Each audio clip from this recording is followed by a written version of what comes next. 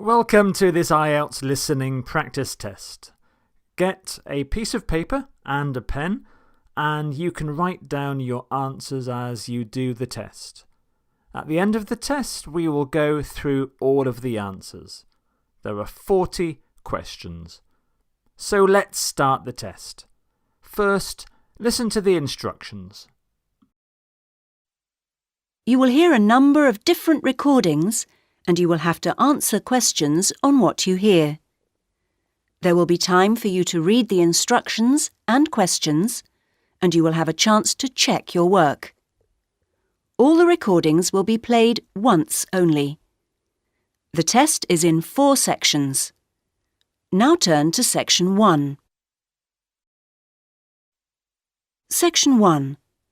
You will hear a woman ordering some goods from a mail order company by telephone. First, you have some time to look at questions 1 to 8.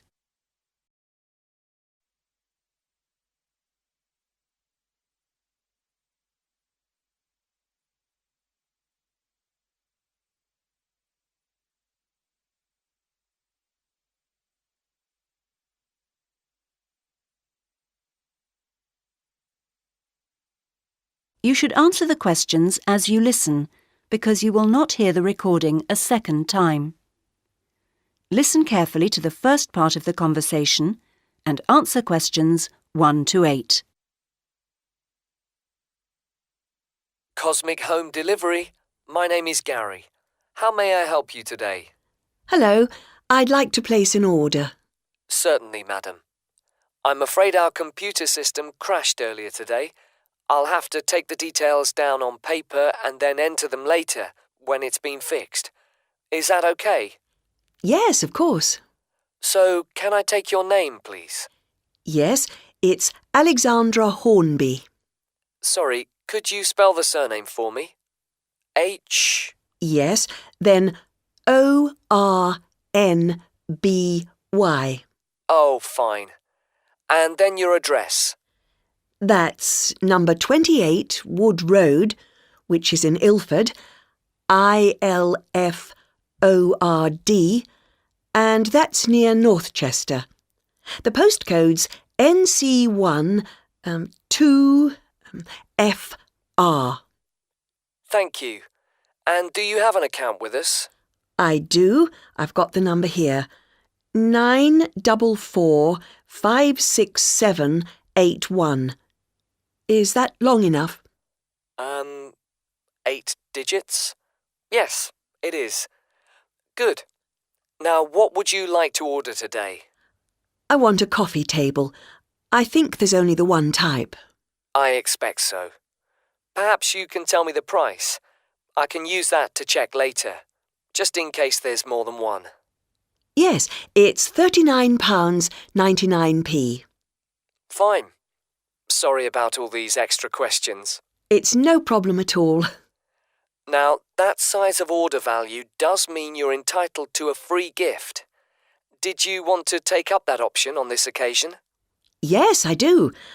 I've already got a calculator like the one on offer, but I do like the look of the handbag, so I'd like one of those, please. Certainly. And can I just check, as an account holder, you may have been sent a voucher. Oh, yes, for a discount. Let me see. The reference number will probably start with the letter D. Ah, it does, and it continues BR29. Great. Now, how would you like your order delivered? There's standard service within a week, and then express, which comes within 2 days, or special, which means it arrives the same day. Special would be ideal, but I know it's a bit expensive, so I'll make do with express, I think. Standard is very slow. It is, to be honest. Before you hear the rest of the conversation, you will have some time to look at questions 9 and 10.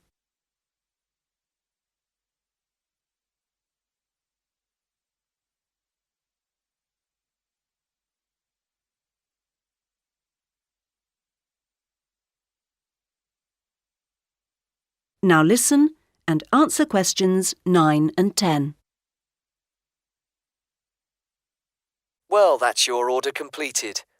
Could I just trouble you for another minute or so to ask you a couple of questions to help us improve our service as much as possible? Yes. Firstly, we do like to try and keep a record of how customers have heard of Cosmic Mail Order. How did you? Was it from our advertising campaign? Oh, I think I would have remembered any advertisements, on TV, for example. I only read newspapers occasionally, so that would have passed me by. A friend of mine had been using you for years and encouraged me to give it a go, so I looked on the internet to find you to see what was available on the site. That's great, thank you. The second thing is, we're thinking of introducing a number of promotional offers. Oh, yes, I got a little brochure about them with my last order. I've got the list here. So can I ask which ones appeal to you? Well, let's see. There's quite a few things here that don't really apply to me, actually. For example, my mobile phone bills are so low that I hardly notice them. Likewise, they shut down the local cinema. I do enjoy a meal out, though, so that discount could be of interest. And I like to get away at weekends when I can, and some of the places you want to visit are expensive, so it'd be lovely if they became cheaper. As for planes, well, I haven't been abroad for a while now, and in any case, I prefer the train where possible. Fine. Well, thank you very much for your time. Not at all. Section 2. You will hear a trainer giving a talk to a group of cyclists. First, you have some time to look at questions 11 to 15.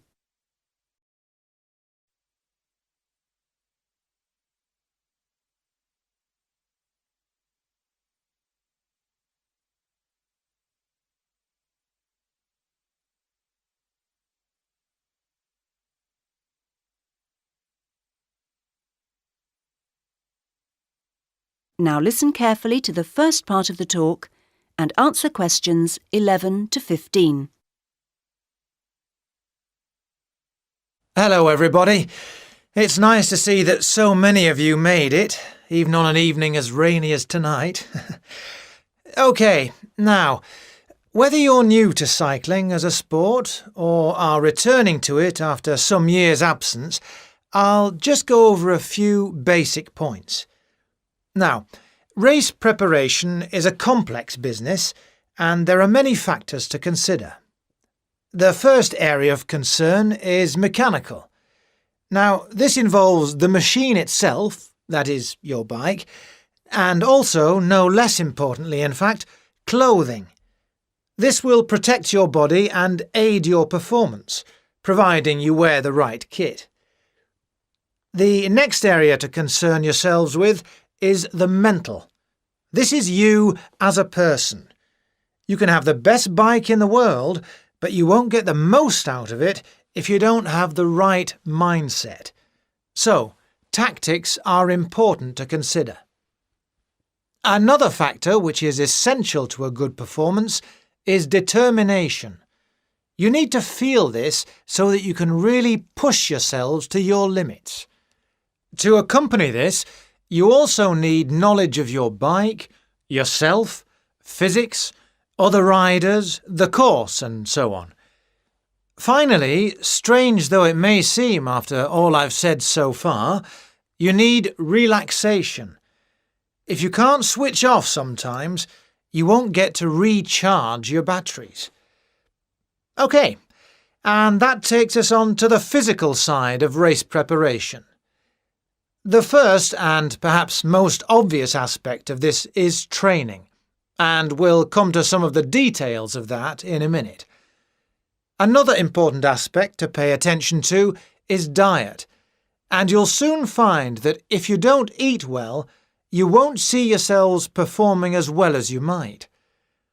Then there's also the question of style, and you'll need to learn to develop the most effective ways for each of you to deliver your performance. And the details of this depend on which kind of event you're competing in. And finally, you need to take body care into account. You need to stay healthy in order to be able to give of your best. Right, those are the basic ingredients of race preparation. Before you hear the rest of the talk, you have some time to look at questions 16 to 20.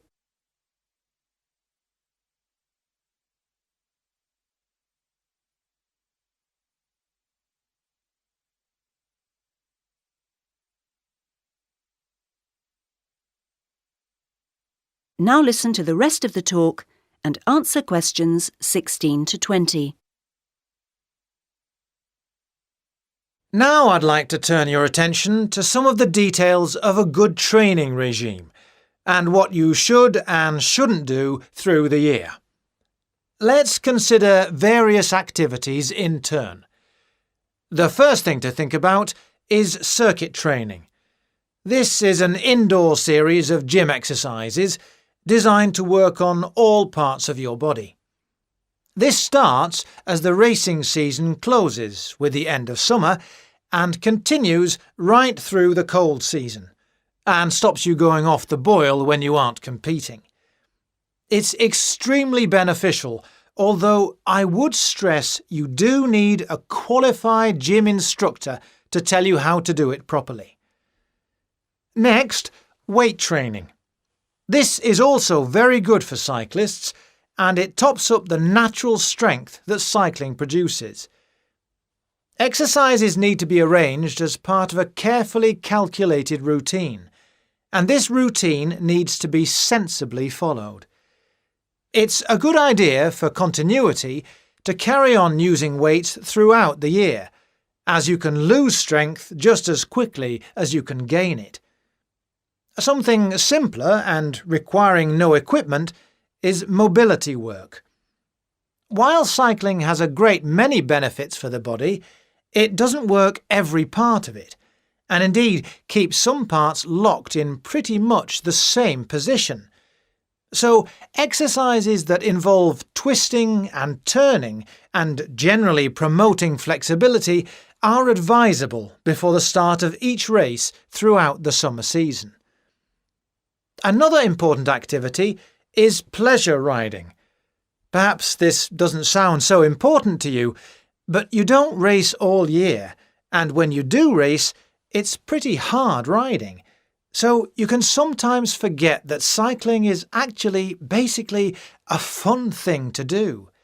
So, when you hang up your racing bike at the end of the summer, get out another bike and go for some gentler, enjoyable rides during the winter. Weather permitting, of course. And finally, running.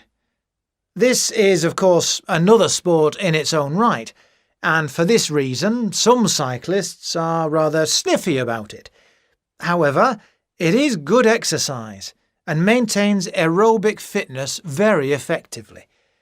But it is rather hard on the knees, and in different ways from cycling, so you're best advised to keep your running to out of the racing season, and wrap up well against the cold when you do go. So, now I'd like to say a little bit about... Section 3. You will hear 3 students, Anna, Jane and Mark, planning a project about cinema on their Media Studies course. First, you have time to look at questions 21 to 23.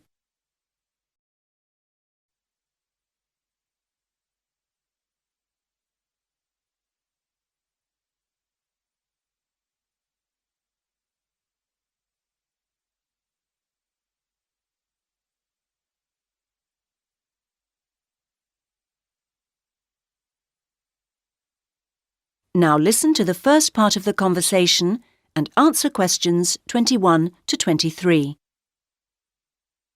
So, Jane, Mark, we need to press on with the assignment. Yes, we do, Anna. And we need to begin by going to the best sources of information. Right. Now, we're looking into how films get altered sometimes if they're not going to do very well. We need to know quite detailed things. So, ordinary magazines, leisure interest ones, may lack the detail we're after. Specialist magazines, on the other hand, will probably be helpful. I think that's true. OK, so we'll root out some of those. And what else? There ought to be stuff available online. But we'll have to be selective. Sure, not general cinema websites, you mean? I think it'd be useful to go onto studio websites. Then we'd get pretty specific information. Even if it might be a bit biased. Yes, OK. Anything else? I think we also need to think about the point of consumption, so perhaps reviews would be good to look through. OK, though we'll get most by looking at local reviews, I think. I agree. Good. Now you have time to look at questions 24 and 25.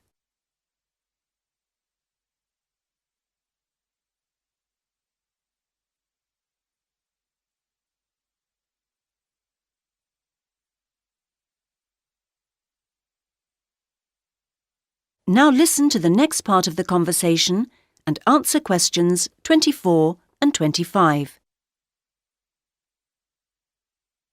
So far, so good. Now we'll gather all that together. We can take one source each, and then... I don't know. About what, Jane? I mean, OK, so we get all this stuff, probably loads of it, but do we know how to assess the usefulness of it? I know it'll all be factual and so true in that sense, but we need to know what it can really tell us. Perhaps we should cross that bridge when we come to it. Mark? Yes, though I think Jane's got a point. But the problem for me is the context we're working in. We've got the assignment instructions and, in a sense, it's all very straightforward. We know which parts are worth how many marks and so forth. But the focus seems to be heavily on the objective and quantitative side of things, whereas I would be hoping to be asked for more interpretative work. And there would have to be time to do that within the framework we've been given. Well, again, I think we should just see how we go with it.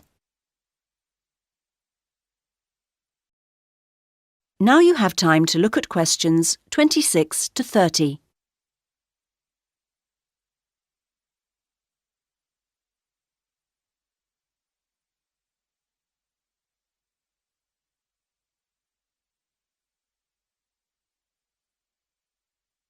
Now listen to the final part of the conversation and answer questions 26 to 30. Should we check that we're clear on just how films are altered? Good idea. We'll list the various cures that filmmakers use when a film looks like it might be going to fail. The first one is called Tweak Every Joke. Sometimes they change lots of the jokes after showing the first version to a test audience. Comedy is the only film genre with a reliable formula. The more the audience laugh, the more income the film gets. And it's not very funny if your film makes a loss. And the next one they call Change the Ending.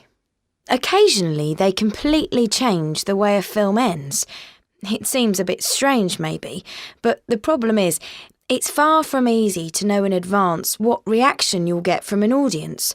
So if it turns out after all that the test audience doesn't like your ending, you've no choice but to do another one. What's the third one? That'd be fix the tone. If, for example, your film begins as a kind of gentle comedy, but then gets too serious or horror-like, audiences get confused. So one thing that really matters is being consistent, you mean? Yes, that's the logic. I think audiences don't want to have to switch track. It's more complicated than people imagine, isn't it? Now, the next cure is a big one. Reshoot. This may seem drastic, but in some cases it's the only option available. It's very expensive, of course, but the film's backers will see this as protecting their investment. Are there any others? One more, and it's another big one, or at least has the potential to be a big one. It's shift the genre. And this is done when the test audience seem to only like one half of the equation, as it were. Maybe you made a musical, but they only like your comedy storyline, not the songs. So you do it all again without the songs. It could broaden the film's appeal, get a wider audience. It's weird to think how much extra work has gone into some films, isn't it? Section 4. You will hear a talk about the history of the Mediterranean Sea.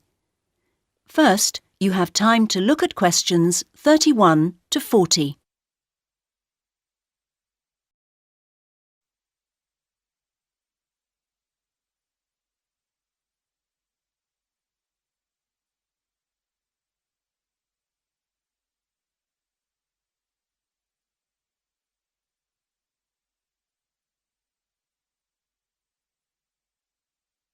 Now listen to the first part of the talk and answer questions 31 to 37. Now, in looking at the history of anywhere, we need to accompany our discussion of the facts with some consideration of what facts mean, or which facts have meaning. But more of that later. Let's start with looking at one very important period of the history of the Mediterranean, the period of Roman influence.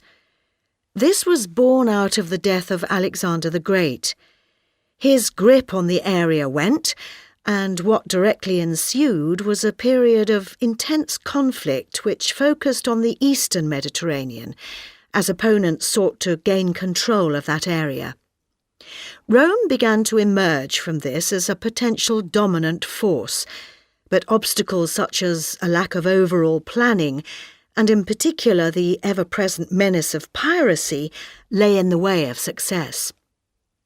Gradually, the Romans improved the power of their ships and fighting equipment. They also formed a series of alliances, which effectively reduced the size and number of enemies, and a key measure they took was creating an office of government specifically charged with repairing their fleets. However many ships they and their enemies had, Rome from now on would have the highest proportion out, patrolling and fighting. There were, of course, no engines in ships in those days, and another aspect in the battle for supremacy was speed through human effort. Rivals built ships with ever-increasing numbers of oars, but what really mattered was the amount of human pulling strength attached to each one, and the Romans, benefiting from their great population of slaves, was able to have every oar pulling faster and harder than anyone else's. Eventually, Rome's dominance was more or less complete. Their possession of the sea became their enjoyment of the sea. Their name for the Mediterranean translates as our sea, and that's how they saw it. The shores were, of course, by now very well fortified, but now the Romans began also to demonstrate their comfort in power and put up a great many large houses, visible far out to sea. Wealthy merchants and retired generals lived in leisure in these temples to their own prosperity. The maritime security of the Mediterranean and the immense availability of trading destinations meant that all sorts of suppliers and craft producers clustered round any reachable section of the sea's edge. Some of these settlements were small, while others were large, producing salt fish in Italy, for example, or the fish sauce that was sent to every corner of the empire from Spain. With dominance of the seaways established, the primary purpose of ships evolved from fighting other ships to transporting goods. Economics generated a drive to carry as much as possible on each trip, and as ships were built for carrying loads such as wine or stone exclusively, these types of specialised vessels led to greater cost-effectiveness. And so things continued for many years.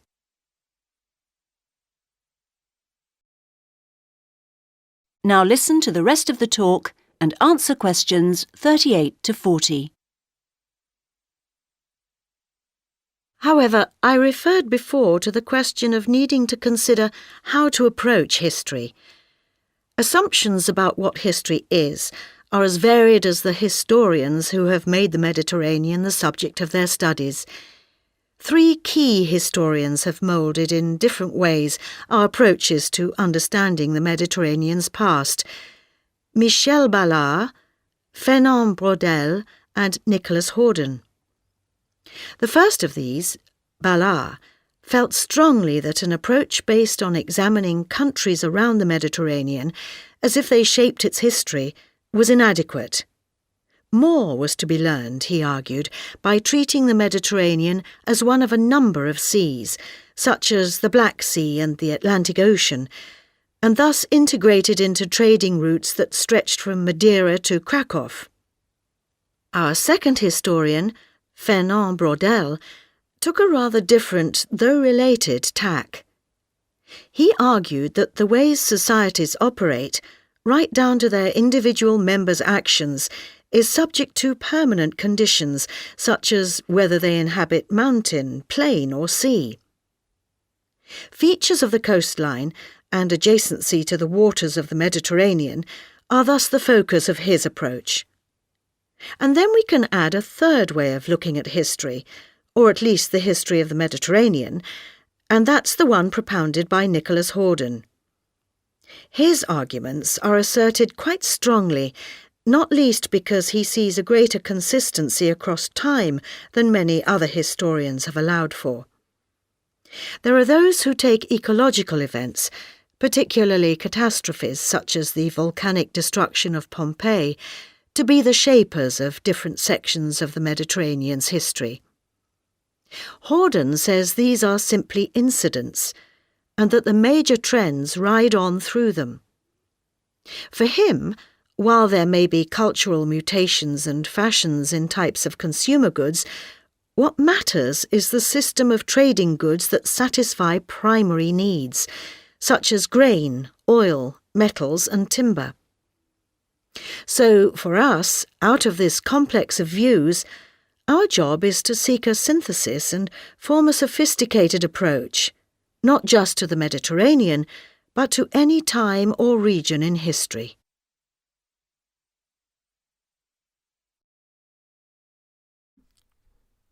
OK, how did you do? Let's look at the answers to all of the questions, starting with section 1. And number 1 is Hornby. Remember, with the IELTS listening test, your spelling must be correct. Number 2 is Ilford. Number 3, 9445678 In the recording, it was 9445678 Number 4 is Coffee Table. Number 5, £39.99. So you can write it down as 39.99. Number 6, Handbag. Remember the spelling is like this, Handbag. Even though she said handbag, there is a D there. Number 7, the voucher code was DBR29. You may have written BR29 because the man said the D and the woman finished the voucher code herself. Number 8 is Express. Number 9, A and D. Number 10, D and E. And section 2, number 11 is Clothing, 12, Determination, 13, Relaxation, 14, Diet, 15, Body Care, 16 was B, 17, C, throughout the year, so it's all year round, 18 was A, 19, B, and 20 was B as well. This was a tricky one. It was in the talk the man said out of the racing season, and he told his students to wrap up to protect themselves from the cold. So it was winter, B. Section 3, 21 is a specialist magazine. 22, studio websites. 23 is reviews or local reviews, you can say as well. 24A. 25B. 26 was income. 27, reactions. 28, consistent. 29, reshoot. You can spell it with or without the hyphen. You do not need the hyphen there. 30, very difficult spelling, genre. And section 4, 31 is Eastern. 32, piracy. Number 33, repairing. Number 34, slaves. A great population of slaves. Number 35, large houses, or you can simply write houses. Fish sauce is number 36. Specialised is 37. You can also spell specialised Z-E-D on the end. That's the American English spelling. 38 is B. 39 C. And 40 F. So how does your score compare to the band scores? So, well, if you count up your score, if you got between 9 and 15 marks, that's a band 4. For band 5, you need between 16 and 22. Band 6, between 23 and 29. Band 7, 30 to 34. Band 8, 35 to 38. And if you got 39 or 40, you will get a band 9. So thanks for doing the tests. I hope you did well. And please don't forget to share and like this video. And if you want to get more videos like this, please subscribe to the channel.